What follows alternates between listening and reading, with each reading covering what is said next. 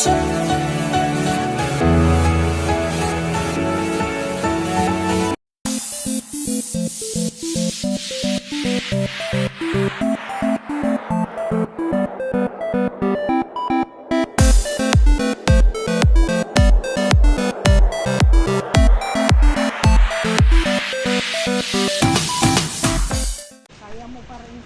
mga ka-onse, magandang umaga. Ngayon ay 4:30 ng madaling araw, araw ng Biyernes o Biyernes Santo.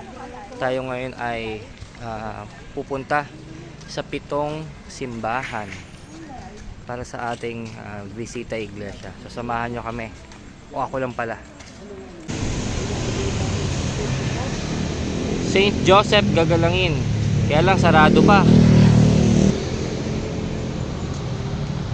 Maaga pa kasi. Sarado pa. Siguro maya-maya pa lang konti yan. So ito sana yung unang simbahan na pupuntahan. Saint Joseph. Ngayon kahit sarado ito, pwede naman mag Station of the Cross dito siguro kahit sa labas muna. Sarado pa yung gate eh. Ayan, tinan nyo, merong ibang mga nag-i-Station of the Cross eh. Dala nila mga cellphone. Yun yung mga bagong ngayon eh, novena. So naka-cellphone na yung mga guide. No need na mag-rosaryo na dala-dala mo yun. Pati yung mga pamphlet.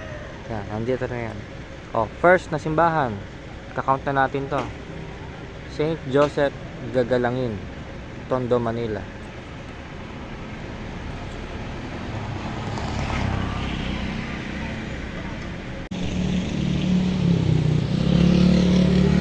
Saint Joseph, number 1.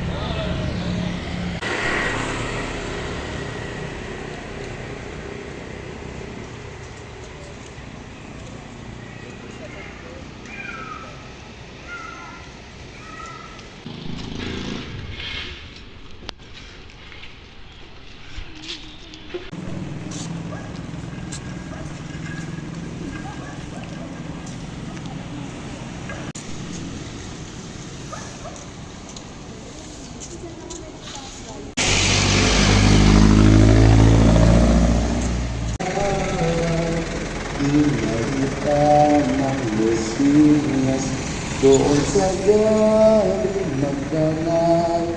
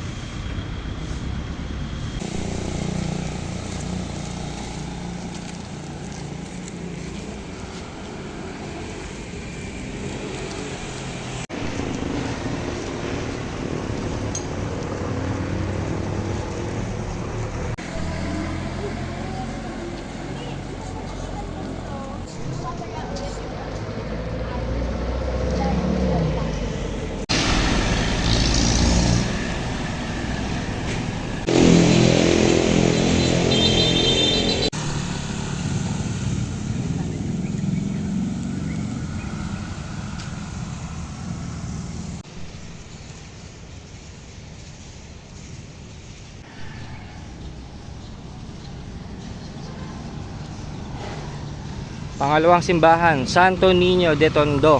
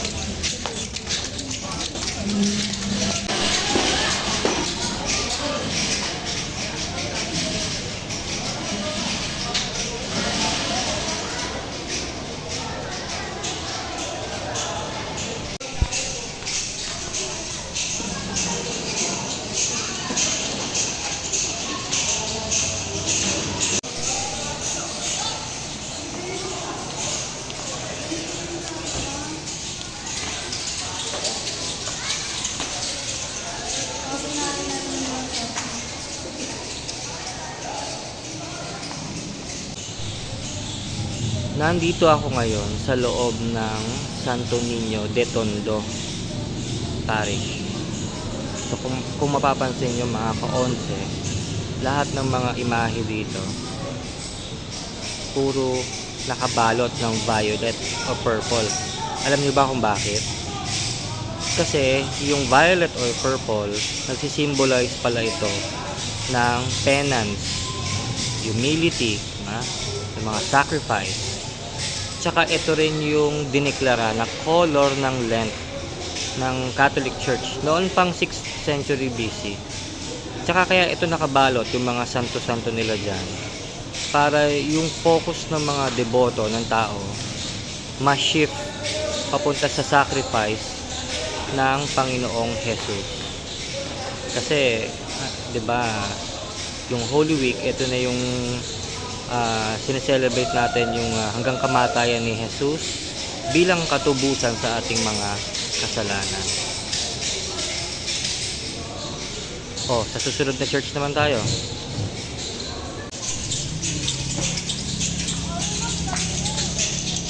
Mga kaonse, wag nang gagayahin yan, ha. Pawang mga professional lang ang gumagawa niyan.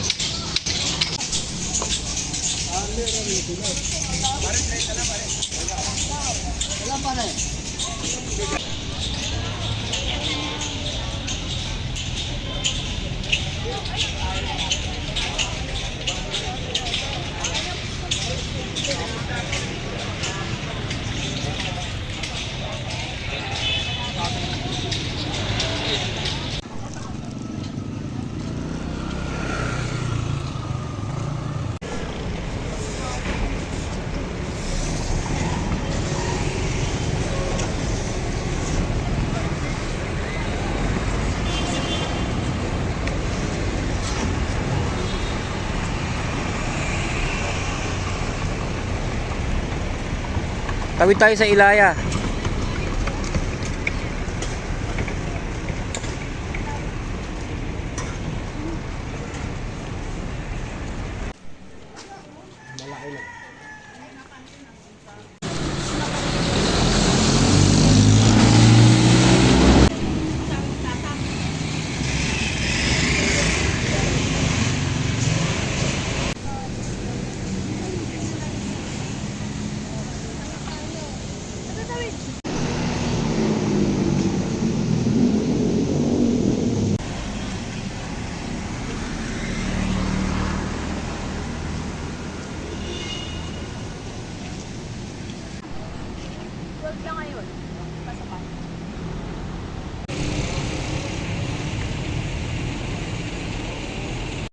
Mga ka-onse, pangatlong simbahan pupuntahan natin, Binondo Church. Malapit na ito sa Ongpin sa Binondo. Tara, pasok tayo.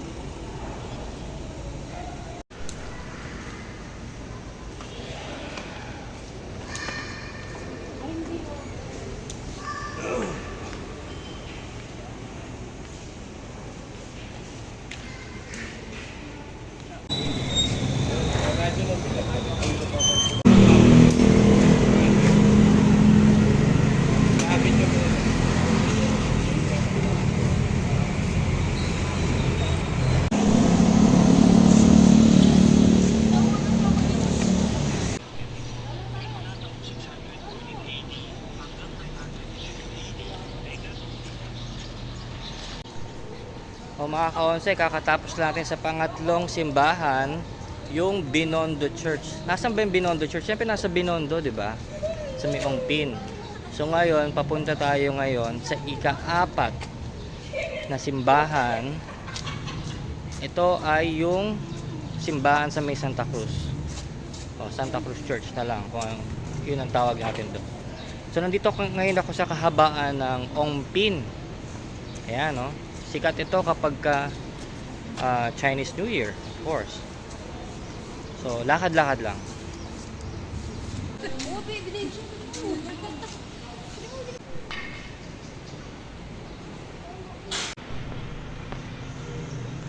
O yan, nakalagpas na ako sa Chinatown. Papunta kami sa Santa Cruz Church. Alam nyo ba mga kaonse na itong Manila Chinatown, ito raw yung oldest Chinatown sa Pilipinas at maging sa buong mundo.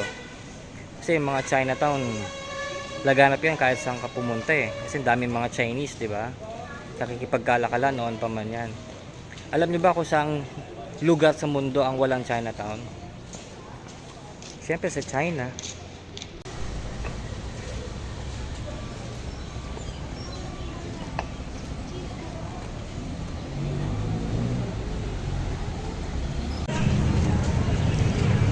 Mga kaonse, nandito tayo sa pang-apat na simbahan, Santa Cruz Church. Ayan.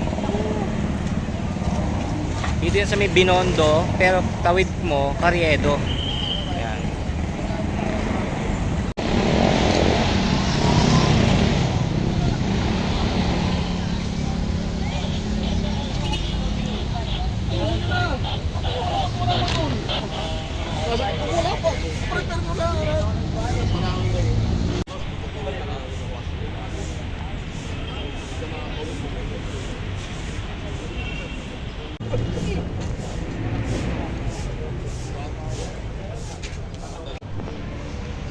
So mga kaonse, nandito na tayo sa ika-apat na simbahan. Ito nga yung Santa Cruz Church. Medyo tirik na yung araw, mag-aalas 7 na. Pero tinan nyo, ang dami nang bumibisita rito, ang dami ng mga pumupuntang mga pilgrims. Ayan, pumupunta sa mga Stations of the Cross. Tara, pasok tayo sa loob.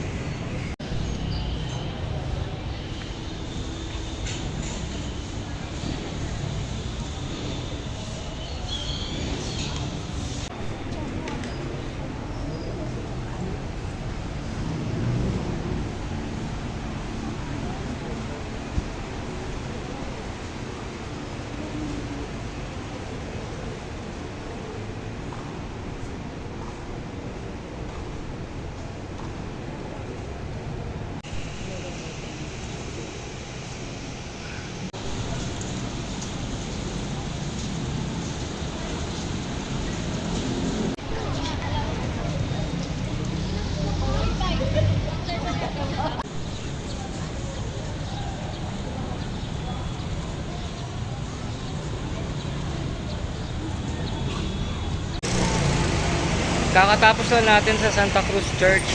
Yun yung pang-apat. Ngayon, naglalakad tayo papunta sa pang-lima. O, ito siguro yung pinakasikat sa lahat ng bibisita ko pa so far. Ito yung Quiapo Church. Simbahan ng Quiapo. Nuestro Padre Jesus Nazareno. Tama, no? Black Nazarene. O, samahan nyo ako mga kaonse.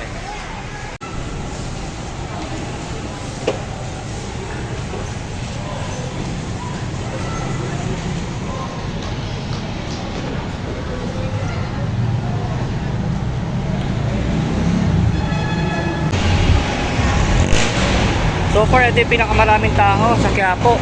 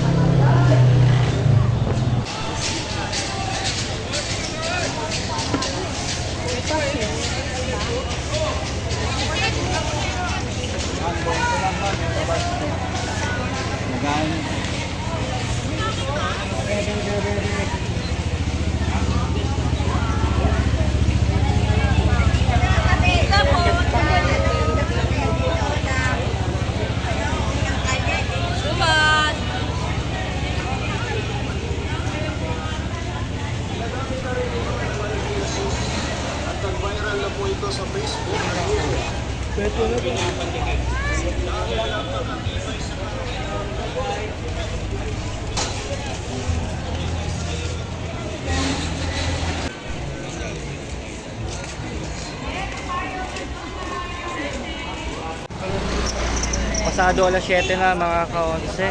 Dito tayo sa Quiapo, ang init na oh. Dami ng tao. Yung tubig na malamig oh. Tawel nyo, te, tawel.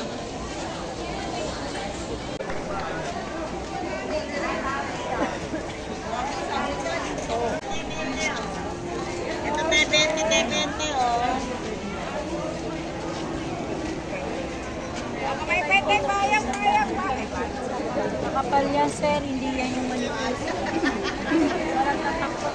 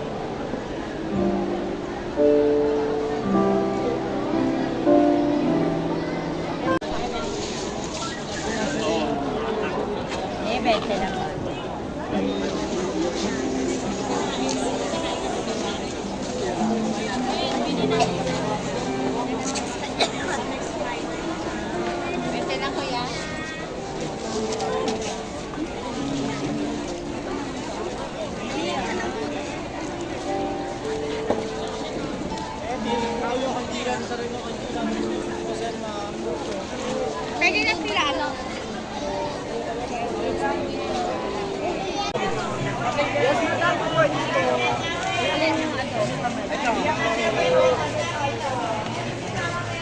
Salamat.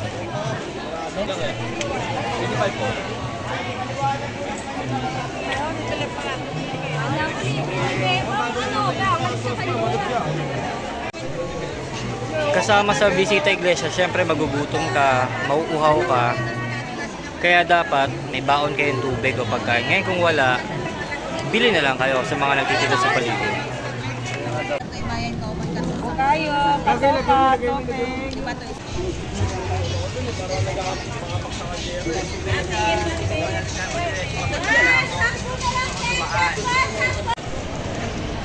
Yung ibang tao, sinamantala na magtinda o nakikisabay sa dagsa ng mga pilgrims o mga deboto. Kaya medyo masikip at maraming tao. Yung iba na pupunta rito para magnegosyo eh. Tapos na tayo sa Quiapo mga kaonse. So, ang ika-6 at ika-7 na simbahan na pupunta natin, yung dalawang sikat na simbahan sa loob ng Intramuros. Yun ang San Agustin Church at yung panghuli yung Manila Cathedral. So, yun yung kukumpleto sa 7. So, nandito tayo ngayon sa may Carriedo Santa Cruz Bridge. No? Dito tayo kasi lumusot tayo sa may escolta.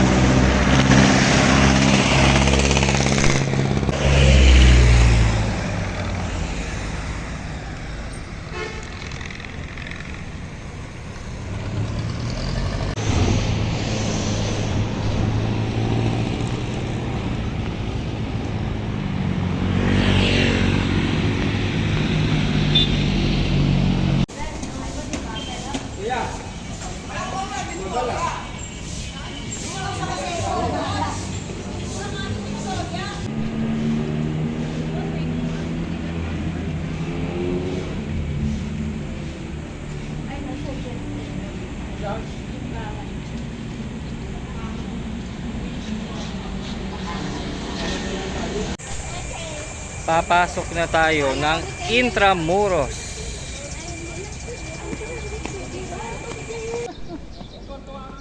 Ito, akit tayo sa Intramuros Walls, mga ka-onse. Kaya maganda mag-pilgrim dito sa Intramuros kasi enclosed siya. Magkakatabi naman yung mga simbahan at yung mga university. Tapos historical pa, oh. Kita nyo yan, oh.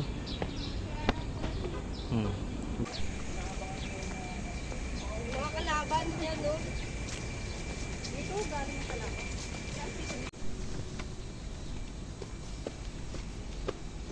Ang bayan namin doon.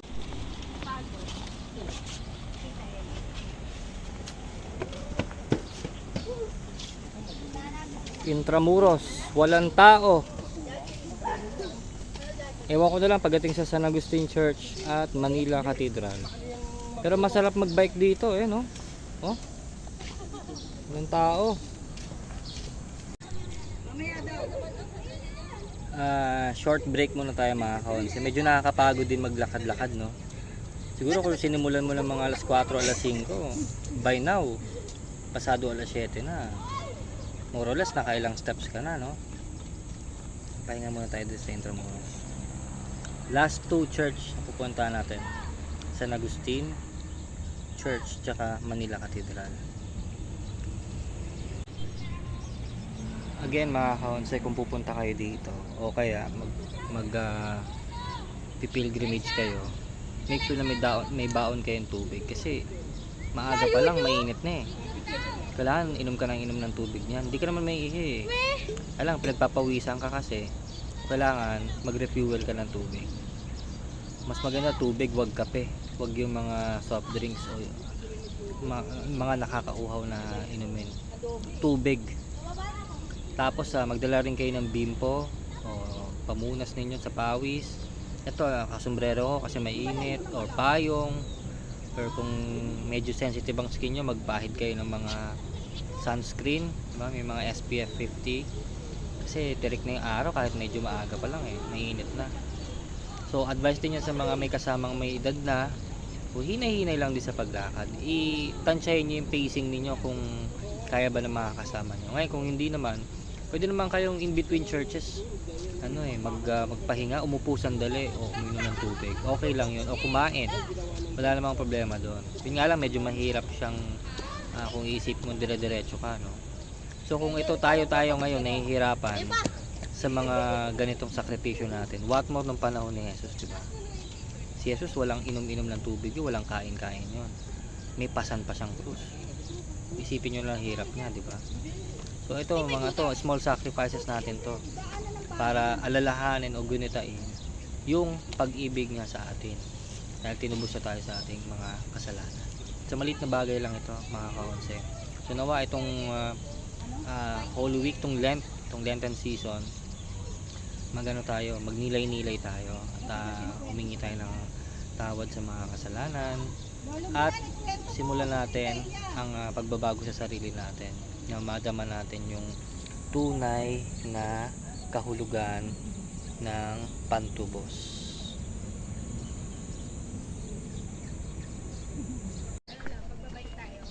Comment nyo naman, mga kaonse, saan na kayo nakapunta.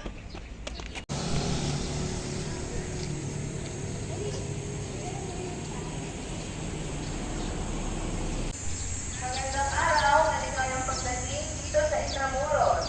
Lumapit dito sa information desk para sa libreng informasyon at mga tourist maps. Maligayang pagdating at enjoy nyo po! Ito po, bale, good person po, alam po po tayo sa General Luna Street po ito.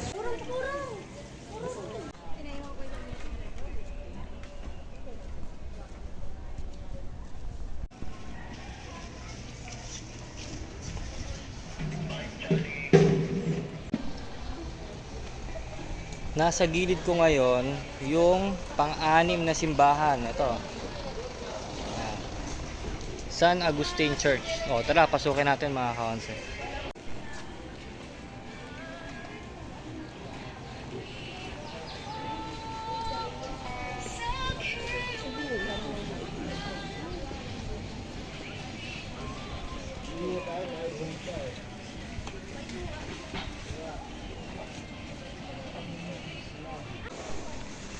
Meron na rin parang food bazaar dito sa labas. Siguro sinetap ito ngayon lang dahil Holy Week naman.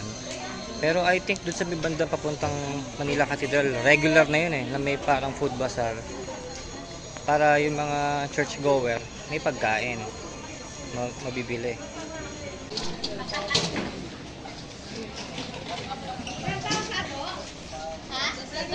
Meron.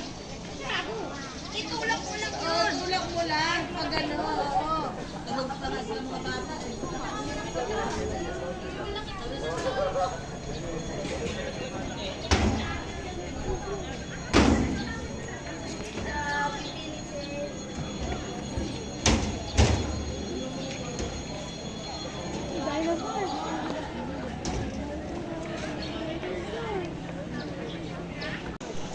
Oh, nandito na ako sa ika-6 na simbahan ng ating Bisita Iglesia. Ayun nasa likod ko, ito yung San Agustin Church sa may Intramuros. Ayan.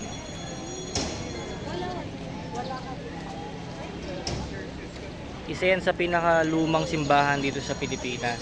Sikat yan dahil maraming kinakasal dito. At marami talagang dumadayo dito. In fact, meron itong museum sa may bandang gilid niya. Yan ang entrance.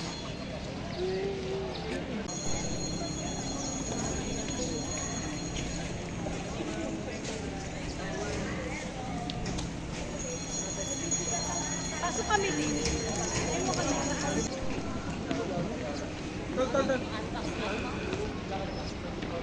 Ay! Wala tayo sa bahan. Tara.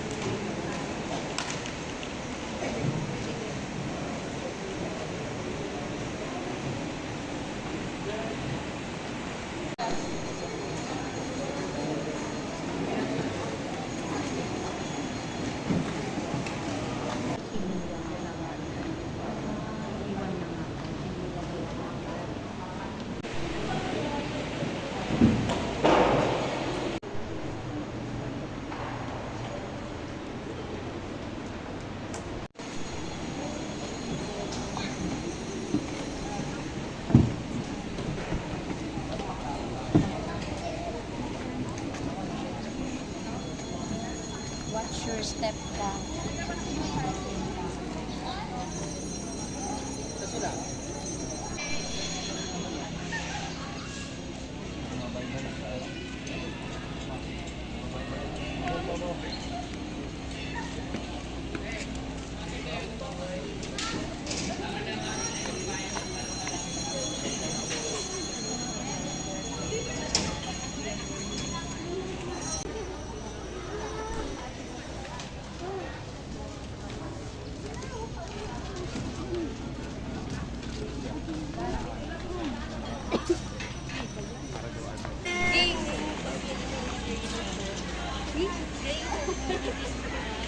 Walang uuwi.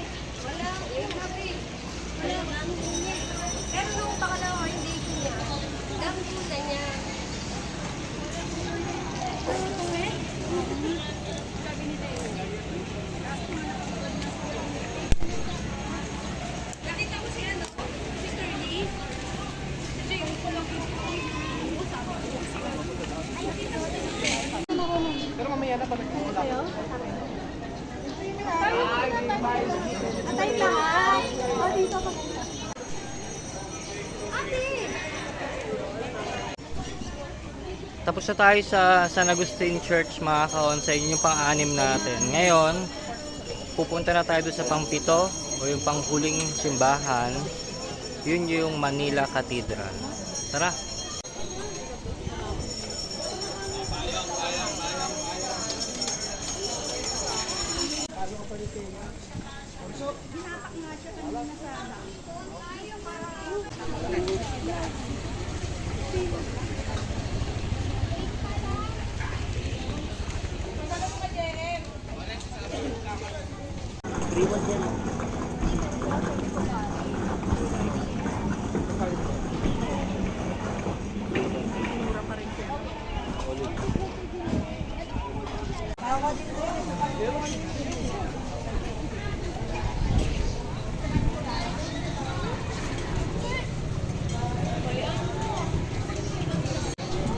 Etong nasa kanan ko mga kaonse, ito na yung huling simbahang papasukin natin ngayon. Ito yung Manila Cathedral sa loob ng Intramuros. Malapit ito sa may COMELEC head office. Pag diniretso nyo yung pinanggalingan natin kanina, San Agustin Church, diretso nyo lang yon, matutumbok nyo sa dulo yung Manila Cathedral. Ito yan.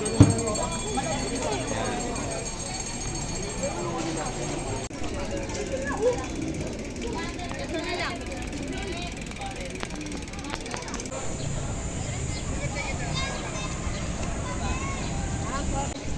O mga kaonse, ito na yung panghuli, pangpitong simbahan nating dinalaw ngayong bisita iglesia. Nasa likuran ko yung Manila Cathedral dito sa Intramuros.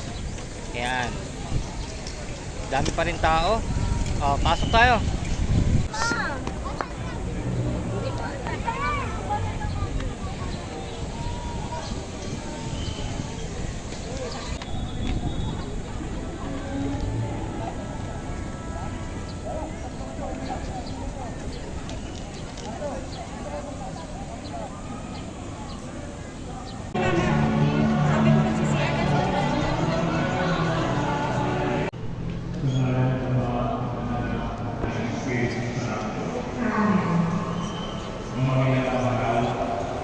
Tulutuloy natin muli ang lahat ng si Jesus. Ang lahat ng pagpapasakit ng Panginoon para sa kaligtasan ng sanlibutan. Ating alalahanin ang kautihan ng Diyos sa atin at ang kanyang ginawang sakripisyo para Panginoon namin Jesus, kami ay inubos mo ng iyong mahal na dugo at ngayon nakalulong mabahagi ng iyong katawan ay patuloy na nagulusan dito sa mundo at umaasa sa pagkakawa ang tulong ng iyong malulunganing kaharian. Ayan sa akin. Sinusunod ang anak ng Diyos sa isang tao upang turungan ka kung paano magsusunod sa mga nakakataas sa iyo. Panginoon kong Jesus, katumbas ng iyong pagsunod ang iyong buhay. Para sa akin, ang katumbas ay hindi higit sa isang pasya. Panginoon, sabihin mo sa akin na ako ay hindi para sa mundo.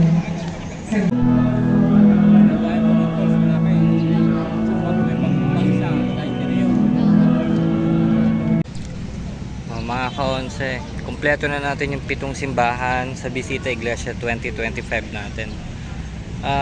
Ang masasabi ko lang, mas maraming deboto ngayon at mga pilgrims kumpara ng mga nakakaraang taon. Bawat simbahan, nakita nyo naman, dinudubog talaga, no?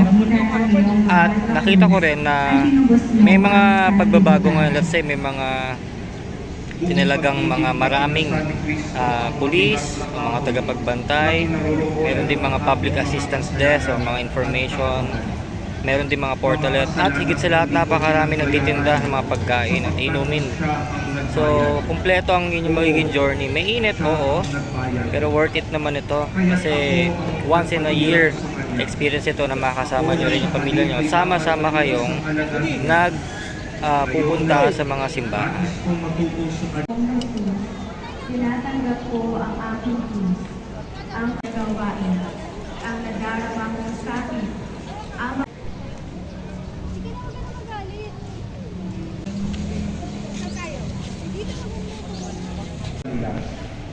Mga ka-onse, pauwi na kami. Ito na yung huli namin. Nakakapagod, yes. Pero definitely worth it. Once a year, gawin nyo to kasama yung pamilya nyo, kaibigan nyo, kabarkada nyo. Tayong lahat ay mapalapit sa Diyos at magunita natin yung kahalagahan ng sakripisyo ng Panginoong Jesus sa ating lahat.